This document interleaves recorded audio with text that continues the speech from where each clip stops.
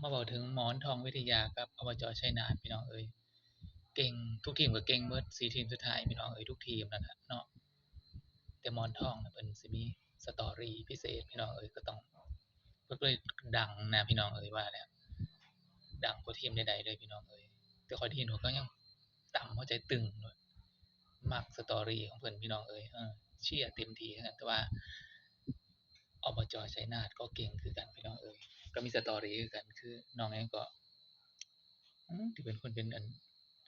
คนประเทศลาวนะแม่พี่น้องน้องก็เก่งคือกันเป็นกัปตันทีมนะพี่น้องเอ้ยชื่ออิหยังเนาะข้อยก็ลืมแล้วที่มันอันนั้นอิหยังก็พยัคฆ์น้องพยัคฆ์อืมเก่งคือกันน้องผู้นี้น้องจากสปปลาวเนาะพี่น้องเอ้ยส่งกำลังใจให้น้องทุกคนนั่นล่ะแต่น้องจากสปปลาวนี่เพิ่นก็เก่งพี่น้องเพิ่นก็เรียนอยู่ไทยเกิดอยู่ไทยเนาะอืมอยากให้ความฝันเพิ่นเป็นจริงพี่น้องคือเพิ่นอยากได้สัญชาติไทยเนาะส่งกำลังใจเพิ่นให้เพิ่นเรียนจบปริญญาตรีพู้นเนาะจบปริญญาตรีแล้วก็จังหาทางแบบว่าขอสัญชาติ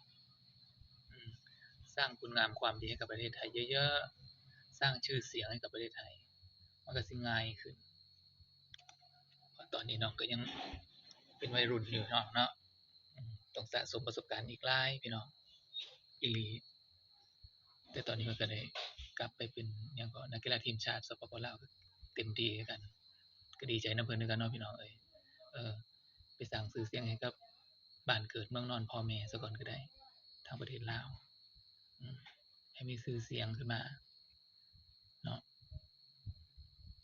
อนาคตข้างหน้าจังว่ากันจังซี้นะพี่น้องเชียร์ทุกทีมนั่นแหละอืม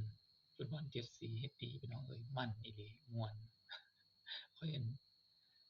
ติดตามไลฟ์สดข้อยก็อันรับชมรับฟังทางต่อ TikTok พี่น้องตั้งแต่ต้นจนจบ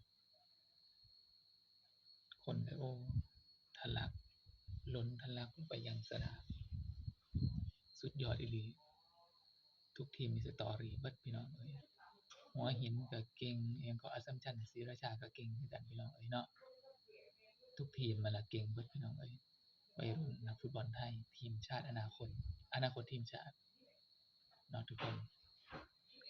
ส่งกำลังใจเชียร์เด็กๆรุ่นใหม่ให้ก้าวไปสู่ถึงฝันหลายๆพี่น้องเอ้ยเพื่อสร้างชื่อเสียงและก็ศักยภาพฟุตบอลไทยให้ดังเปรี้ยงปร้างขึ้นเนาะทุกคนอีหลีข้อยก็เว้าบ่เก่งเนาะเว้าไปตามไปเหงื่อแล้วข้อยก็ได้พี่น้องเอ้ยเนาะอืมให้กำลังใจทุกคนทุกทีมแล้วก็โค้ชผู้ฝึกสอนก็เก่งหลาย